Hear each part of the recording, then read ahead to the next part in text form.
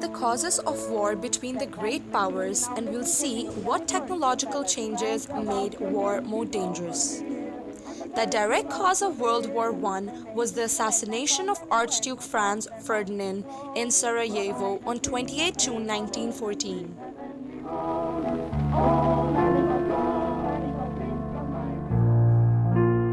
However, there are a number of factors that contributed to the rivalry between the great powers that allowed war on such a wide scale to break out, which include militarism, alliance system, imperialism, and nationalism.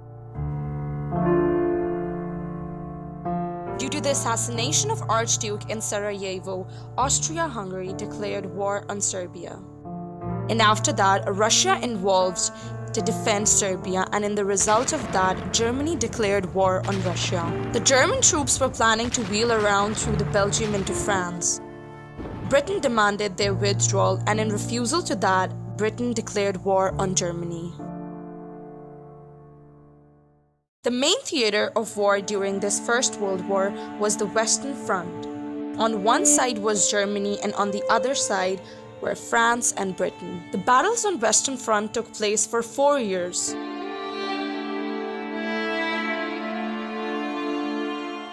It was a mass slaughter in a moonscape of mud, steel, and flesh.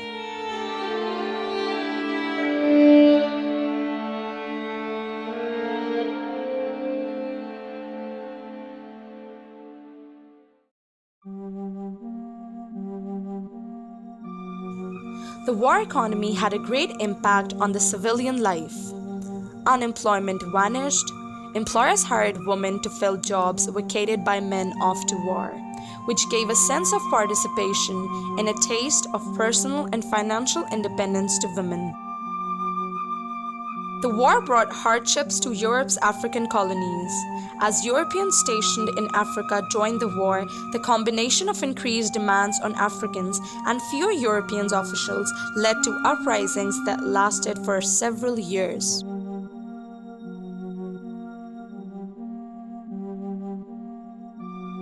During World War I, while Russia was at war with Germany, a huge Russian army was formed by forcing working class and peasant men to join.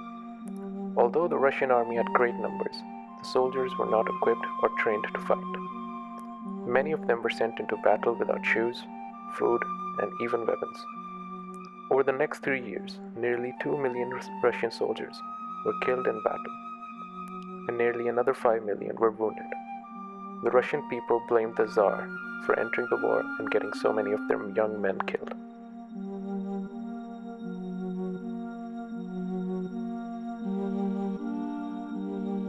In 1917, two revolutions took place in Russia.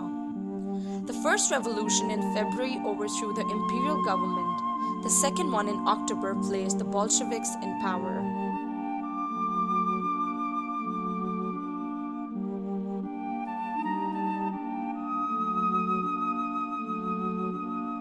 President Wilson presented his 14 points. And on November 11, the guns on Western Front went silent. One byproduct of the war was influenza epidemic of 1918 to 1919, which started among soldiers headed for Western Front and spread around the world, killing 30 million people.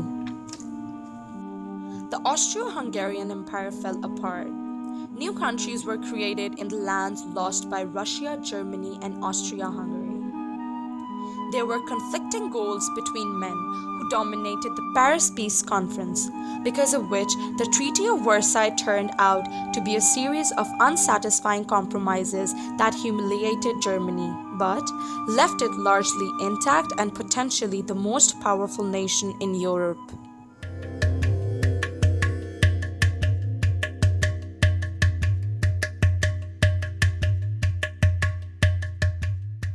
At the Paris Peace Conference, France, Britain, Italy and Japan proposed to divide the former German colonies and the territories of the Ottoman Empire among themselves, but their ambitions clashed with President Wilson's ideal of national self-determination.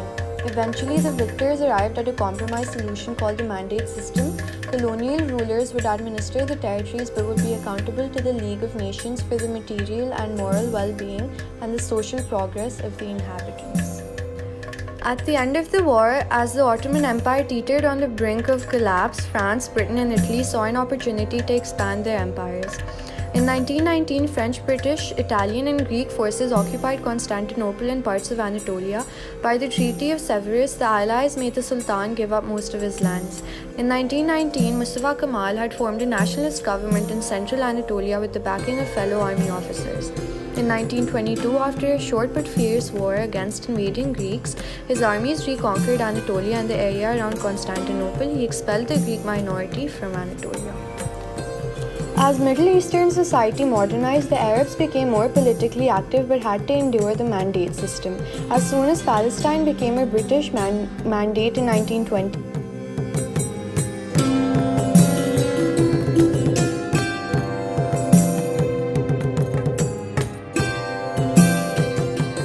many Jews immigrated from Europe to Palestine, encouraged by the Balfour Declaration of 1917.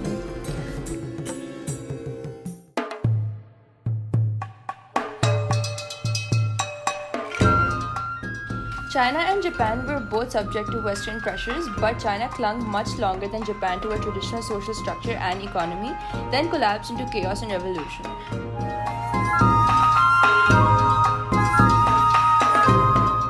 Japan prospered, acquiring industry and a powerful military, and took advantage of the European conflict to develop its industries and press its demands on China, weakened by domestic turmoil and social unrest. In China, the society had mostly comprised of conventional ways of life for the most part of the 20th century, where the rich got richer and the poor got poorer. This happened as a result of high tax collections from locals and the choosing of officials through an elite exam which the local everyday person who had to work on the farm during the day could not prepare for. Farmers, who had constituted half of the population, remained poor.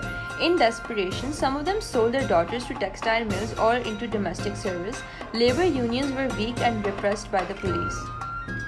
The secret society known as the Righteous and Harmonious Fists announced its intention to kill the foreign devils plaguing China.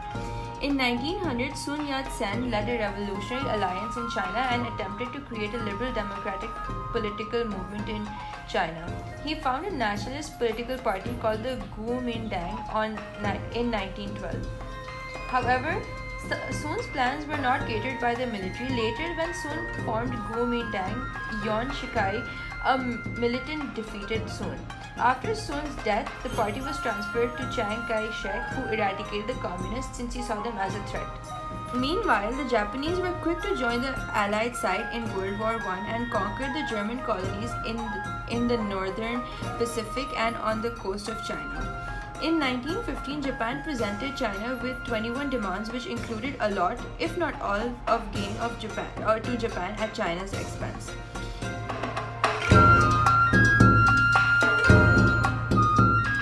In protest, anti-Japanese riots and boycotts broke out throughout China. They began a bitter struggle between the two countries, which was to last for 30 years.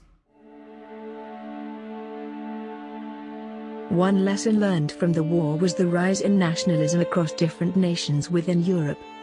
Many still argue to this day that it was nationalism that played a crucial role in forming the foundations of the Second World War.